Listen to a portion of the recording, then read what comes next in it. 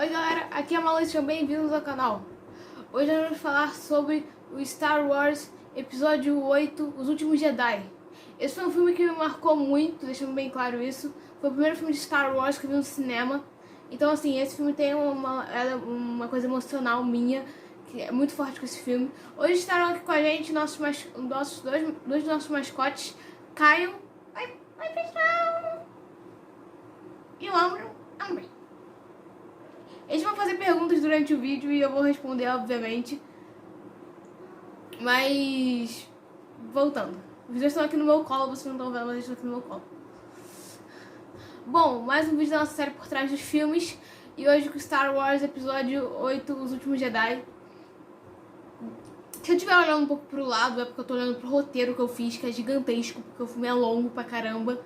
Então eu tive que fazer um roteiro pra não me perder. Bom,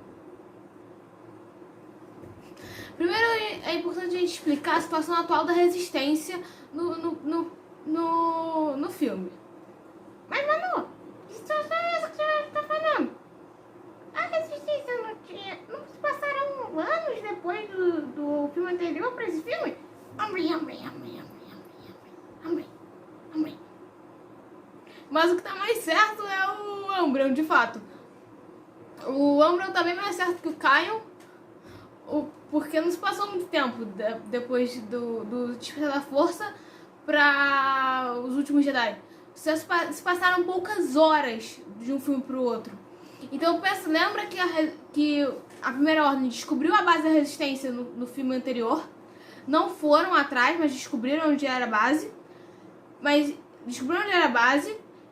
A Rey foi atrás do Luke.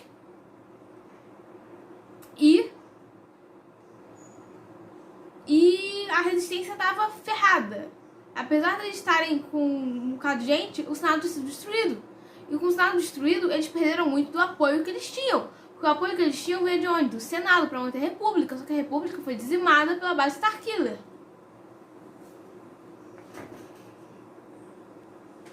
Então o apoio que eles tinham, que era do Senado, eles perderam. Porque o Senado foi completamente dizimado.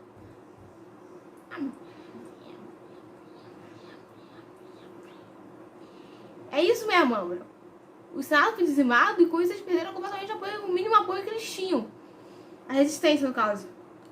Então, essa é a situação da resistência.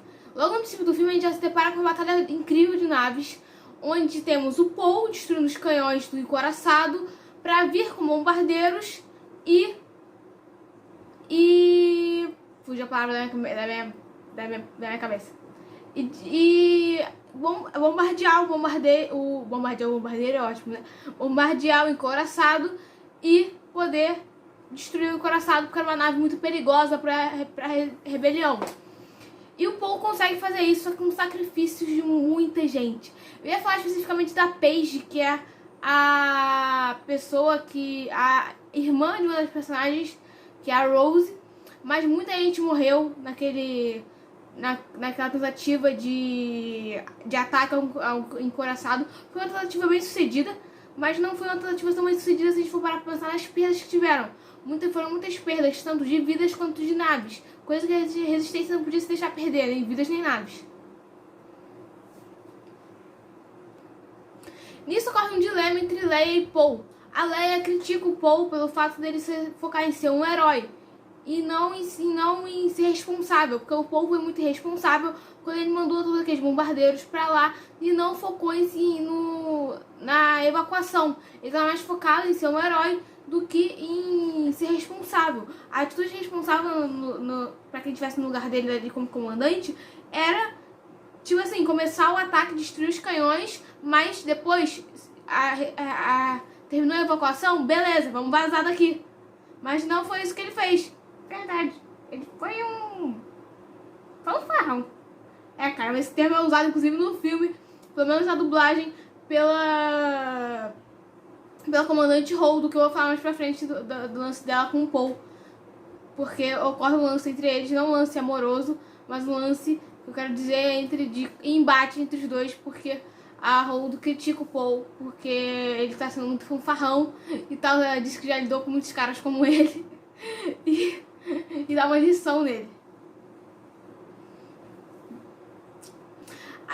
partindo disso, né, a gente tem a cena da briga entre o Paul e a Leia. Inclusive ela dá um tapa na cara do Paul. E aí depois a gente tem a cena de a gente vendo a Rey lá em Ahch-To. Sim, Ahch-To é o nome daquele lugar. Então a gente vê a Rey lá em Ahch-To, vê todo aquele cenário bonito das ilhas e tal. Da ilha, no caso da ilha principal. Com umas pequenas ilhas em volta. E tal, é muito bonito. E a gente vê a Rey com o Luke. O Luke é um baita dilema. Ele acha que os Jedi devem acabar por conta das falhas sucessivas que eles cometeram. Eles cometeram um bando de falhas e ele acha que os Jedi devem acabar porque o legado deles é a falha. Porque, segundo ele, no auge do poder deles, eles deixaram Darth Sidious se erguer e criar um império. Coisa que a gente viu nos filmes anteriores. A gente viu no Ameaça Fantasma. Na Ameaça Fantasma não muito, mas no Ataque dos Clones e no A Vingança do Sith, que é um dos meus filmes de Star Wars favoritos também. A gente tem todo aquele lance de se erguer e criar um império. Mas o Luke faz referência a isso. E a Rey insiste com o Luke. A Rey não desiste. Ela insiste que ela precisa de alguém para demonstrar o lugar dela naquilo tudo. Porque ela sente alguma coisa dentro dela que precisa ser, digamos, treinada. Para ela conseguir lidar com isso melhor. E nisso vem a conexão entre ela e o Kylo Ren. Mano, quando eu vi isso no cinema eu me arrepiei toda quando eu vi que eles estavam conectados. A Rey dá um tiro nele pensando que ele tá ali de verdade. Mas ele não tava ali, obviamente. Mas é uma cena bem, assim, boa deles se conectando e tal. Mas a relação entre os dois agora é muito de o assassino que matou o herói dela. Porque a Rey viu o Han Solo como um herói. O Kylo até cita que ela viu o Han Solo como uma espécie de meio que pai. Ele estava sendo meio que um pai pra ela no meio tempo do Despertar da Força. E eu até considero isso sim um pouco, que o Han Solo fez meio que papel de pai pra ela um pouco. Pelo menos uma parte do Despertar da Força ele fez esse papel. Ele cumpriu esse papel de boa. E ele aceitou cumprir esse papel de boa. Dá pra ver durante o filme do Despertar da Força. Eu vou fazer um vídeo sobre o filme, sobre esse filme do Despertar da Força. Mas deu pra ver que ele aceitou de boa ter essa relação meio que meio paternal com a Rey. Mas a gente não pode esquecer que o Kylo Ren matou o Han Solo no Despertar da Força. Uma das cenas que me deixaram mais arrepiada de toda a saga. Mas apesar do Kylo Ren ter matado o Han Solo, a Rey consegue até criar uma relação de boa com o Kylo. Só que no princípio ela chamava ele de monstro o tempo todo. Ela falava pra você, monstro assassino. Aí teve até uma hora que ele fala, eu sou um monstro mesmo. Não fala com essas palavras, mas fala mais basicamente isso. A gente vai vendo que a relação entre os dois vai ficando cada vez mais forte na força. A força deles vai se conectando de uma tal maneira em que é muito forte. Não é à toa que a Rey, tem uma cena que a Rey tá numa chuva e o Kylo, ela se molha e o Kylo também se molha. Entendeu? Então tem umas coisas assim. Tem vários paralelos entre Rey e Kylo Ren. Ben Solo, na verdade. Entre Rey e Ben Solo.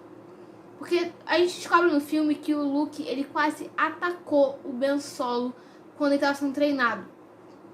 Imagina como isso deve ser para um adolescente ver seu tio quase te matando, tipo assim, em posição de ataque.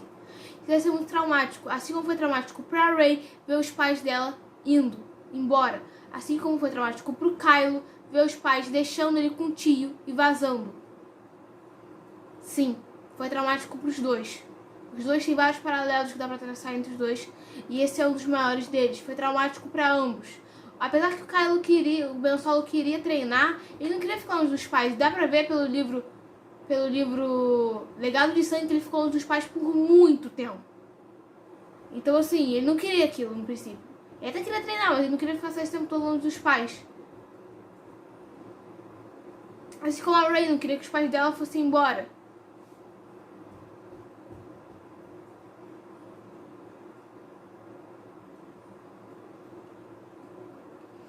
Bom, depois dessa cena toda da Leia, do Luke em si, com a Rey, o Luke aceita treinar ela, mas ele vive um dilema de evitar que o que aconteça com o Ben Solo se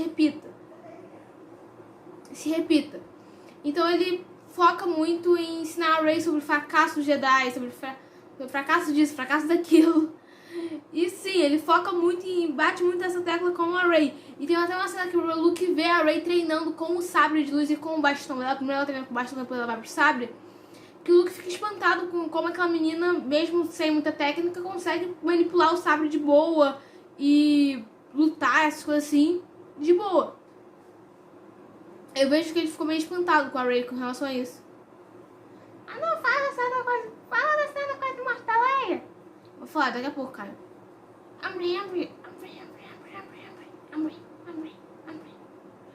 Calma, Ambro e Caio. Eu vou falar dessa cena daqui a pouquinho. Vocês estão me pedindo da morte, quase morte da Leia. Bom, depois disso, o Kylo Ren antes disso, o Kylo Ren tem uma conversa com o Snoke. E o Snoke manda o Kylo Ren tirar aquela coisa ridícula que ele chamava de máscara. O Kylo tira a máscara e ele destrói a máscara. Tipo num quartinho que ele tinha, acho que ele destrói a máscara completamente. Eu não acho, destrói de fato a máscara completamente. E ele manda preparar a nave dele porque ele sai pistola. Ele sai muito pistola. E aí ele vai até a Resistência. Eles já tinham localizado a Resistência porque eles pularam pelo espaço, só que a Primeira Ordem continua rastreando eles. Então mesmo eles estando pelo espaço, a Primeira Ordem rastreou. E aí o Kylo Ren vai com fogo no zóio atrás da rebelião e tá atirando, atira pra aqui, atira dali. E ele vai e sente a presença de ninguém mais, ninguém menos que a própria Leia. Ele sente a presença da Leia, ele sente, ele não atira, ele tá prestes a atirar onde a Leia tá e ele não atira. Tem uma HQ que fala bem sobre isso e fala também sobre como a Rey contou pro Luke sobre a morte do Han Solo. Essa daqui aqui, ó, Star Wars, o Último Jedi da Panini. Eu vou procurar a parte aqui que ele fala sobre aquela cena que eu tô falando da quase morte da Leia. Mas é uma cena bem, assim, impactante. Que, assim, eu falo quase morte porque a Leia poderia de fato ter morrido naquela cena. Eu já li, tá, essa tirinha inteira, essa história em quadrinho inteira. Só que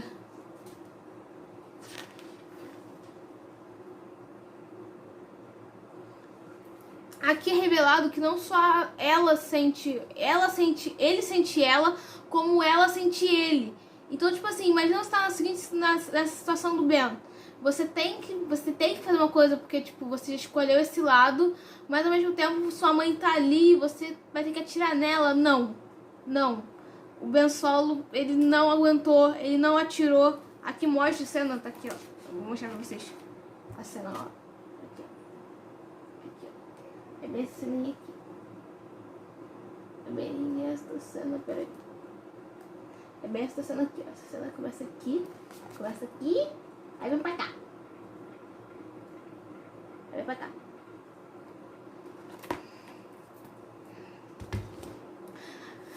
Então, o Ben sentiu ela e ela sentiu ele. E ele não atira na parte, mas outro caça atira. Eis a questão, outro caça atira. E aí a Leia vai parar no espaço. Todo mundo pensou que ela tinha morrido. Eu, quando ela no cinema, pensei que ela ia morrer naquela hora.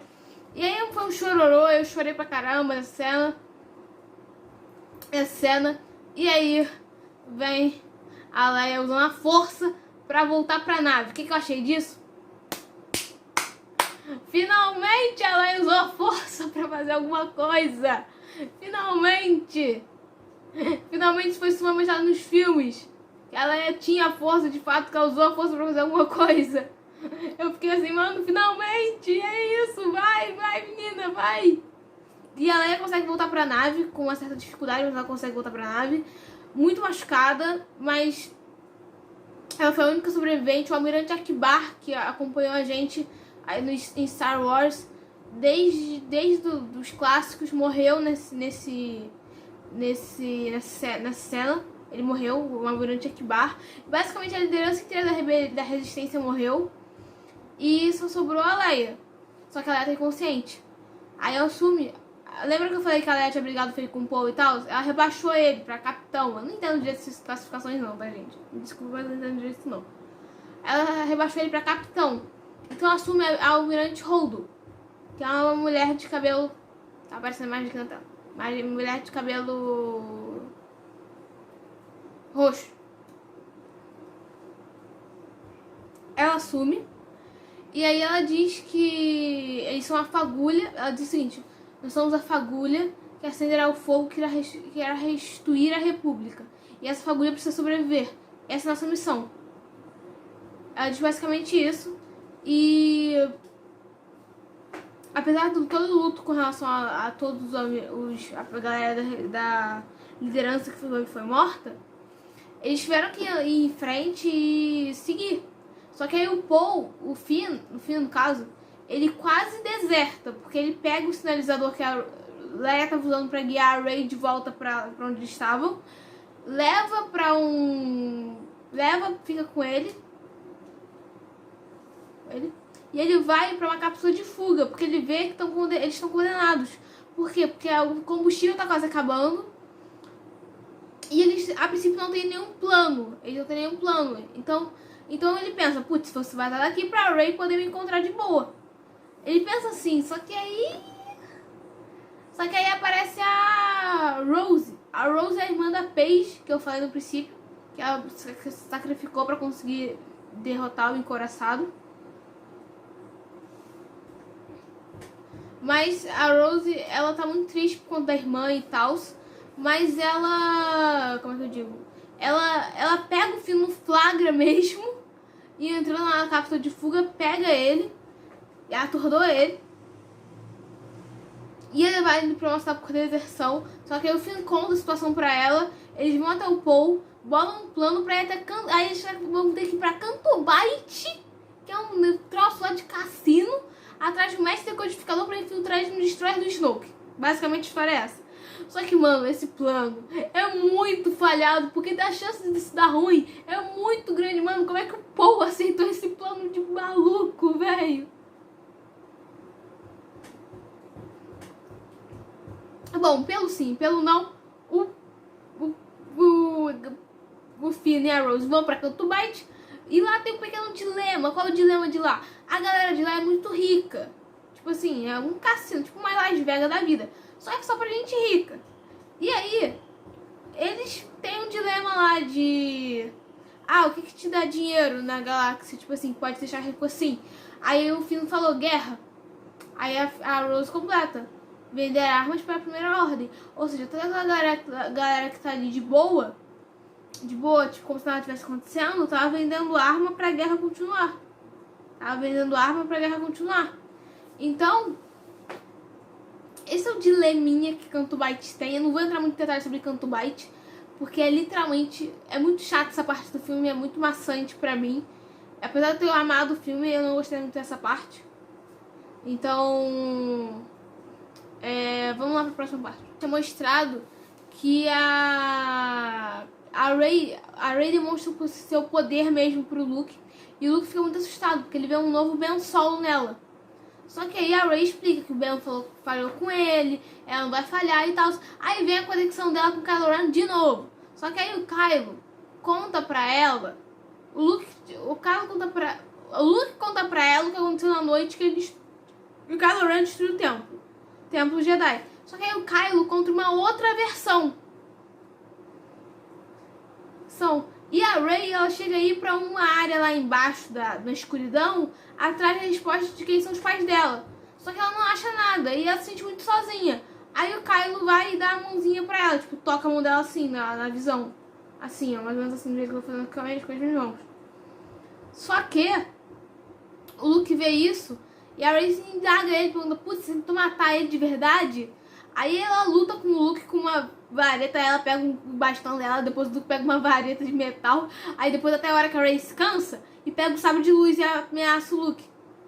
Aí o Luke conta a verdadeira história, que de fato ele ia matar ele, Kylo, por impulso, mas ele desistiu e o Kylo só viu o Luke em posição de ataque, e o Kylo fez o negócio lá pro templo cair em cima dos dois. O Kylo vazou e vazou com o estudante do Luke também.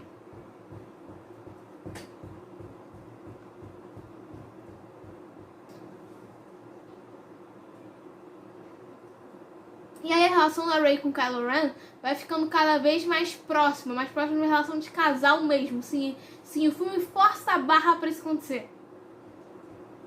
Só que isso não dá muito certo. Aí a Rey, ela vai, tipo, ela chega à conclusão de que o Kylo Ren é a esperança da galáxia. E ela vai pra Falcon, o Chewie deixa ela lá perto do Destroyer do Snoke. Ela vai pro Destroyer, vai como prisioneira, e ela vai tentando convencer o Kylo Ren a mudar de lado. E ela chega lá perto do Snoke. O Snoke força bastante a barra com ela, pega ela por aqui. Não literalmente pega, mas pega com a força. E força bastante a barra com ela, pra ela falar onde tá o Luke, mas ela não fala. E aí chega uma parte tensa, onde o Kylo Ren nada mais nada menos do que mata o Snoke. Sim, ele mata o Snoke. O Snoke pensa que ele ia matar a Rey, mas na verdade ele mata ele, o Snoke. E cara, a cena é incrível, porque o Kylo Ren vai devagarzinho, mexendo no sabrezinho de luz do lado do Snoke. E aí quando ele vai, ele destrói seu verdadeiro inimigo. Aí o Kylo Ren faz assim com a mãozinha, ó, pra ativar o sabre. E ativa o sabre do que era do Luke, né? E ele corta o Snoke no meio. Cara, uma cena boa, hein? Essa cena é muito boa. Aí começa uma das melhores lutas pra mim de Star Wars, que foi a luta a luta que acontece depois da morte do Snoke, dos guardas contra a Rey e o Kylo Ren. Então tem várias cenas legais dessa luta. A cena como um todo é muito bem construída, bem dirigida, etc. Mas eu particularmente gosto muito dessa luta que eles têm. É uma cena muito maneira pra mim, particularmente. E a Rey acaba com um machucado no ombro, que um dos guardas enfia uma faca no ombro da Rey. A Rey, tipo, depois ele tira, mas... E tem essa uma cena muito maneira que ela fala, Ben! E joga o sabre e ele pega e dá um jeito ali de se virar, digamos assim, com os guardas. Só que aí depois disso, o Kylo Ren, no caso, ele fala assim, deixa tudo ruir. Os Jedi, os Sith, os Skywalker, os Snoke, deixa tudo ruir. Venha comigo pra criar uma nova ordem e tal. Só que a Rey, obviamente, não aceita isso. Ela recusa. Os dois entram numa luta de força, assim, pra ver quem vai ficar com o sabre do Luke. O sabre se parte no meio. Nesse exato momento, uma coisa que eu não contei. Agora eu vou contextualizar um pouquinho com a rebelião. A rebelião está dividida.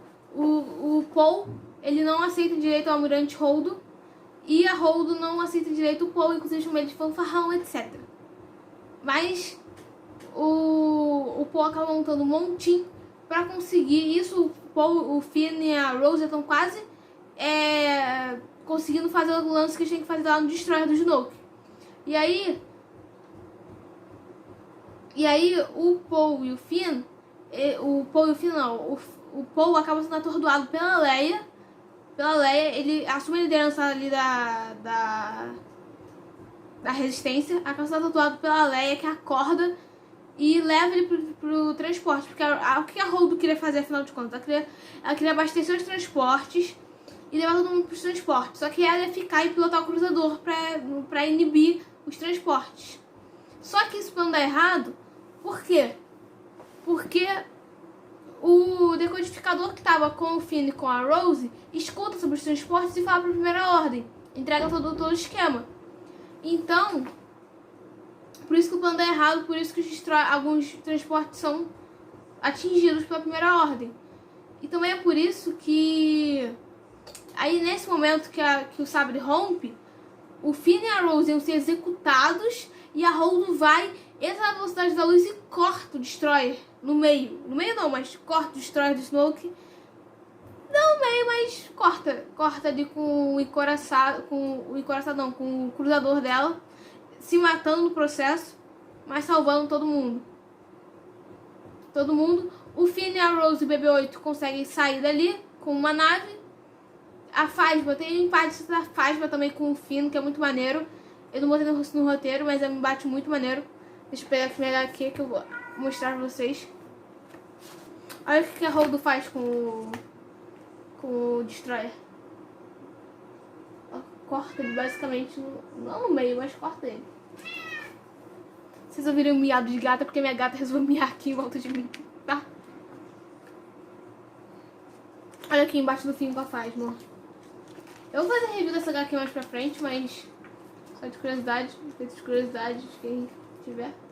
Ali embaixo tá assim com a Phasma. É muito maneiro, até porque a atriz que interpreta a Phasma é a mesma atriz que interpreta a Brienne lá de Game of Thrones. Então, assim, é uma referência pra quem gosta das duas coisas. Eu gosto de Star Wars e de Game of Thrones. Mas é bem maneiro essa cena dele arregaçando a máscara dela. E aí só vê o olhinho dela e, tipo assim, eu sempre fui escória, ele sempre escolhe rebelde. É muito maneiro porque o filme finalmente se assume como rebelde e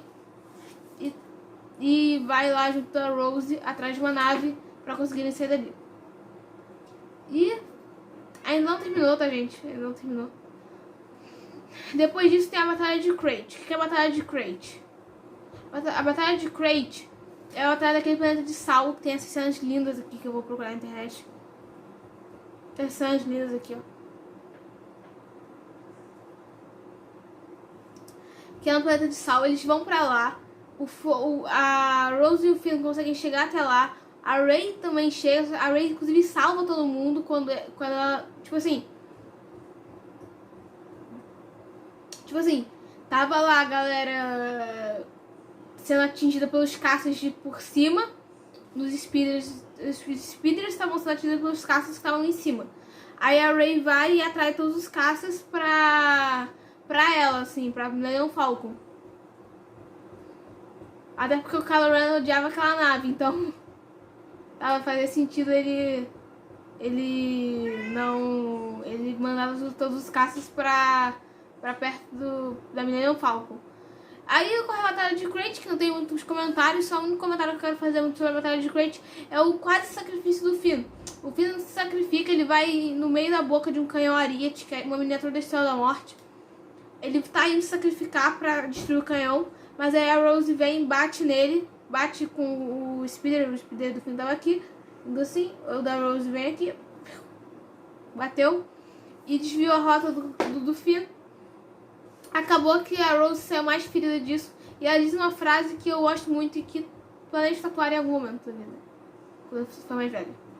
Que é a frase seguinte: a gente vence a guerra preservando o que a gente ama e não destruindo o que a gente odeia. Ficou claro, gente? Eu fiz eu falo muito rápido, eu sei que eu fiz eu falo muito rápido, mas a gente vence a guerra preservando o que a gente ama e não destruindo o que a gente odeia. E essa frase pra mim ficou marcada do filme. Muito, muito incrível essa frase. Vai ficar marcada pra mim bastante tempo. Aí aparece ninguém mais ninguém menos que o Luke. O Luke aparece teoricamente pra eles ganharem tempo pra conseguirem fugir. Aí eles vão lá pela mina de Crate, lá seguindo as raposas de cristal, pra conseguirem sair da mina.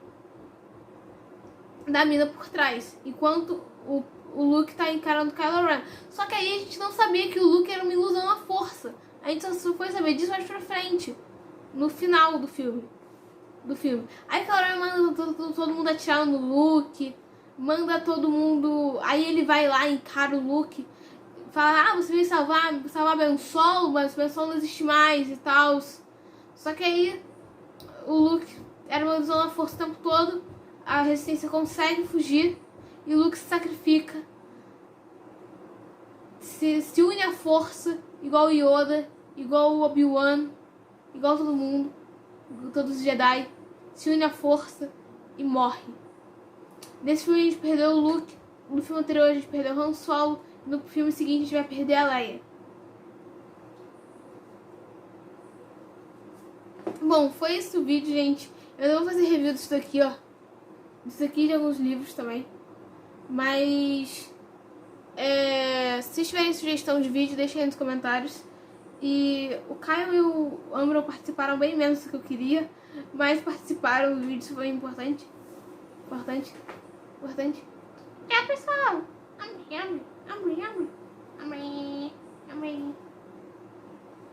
Tchau, galera! E a força seja com vocês, não se esqueça que a amizade é mágica.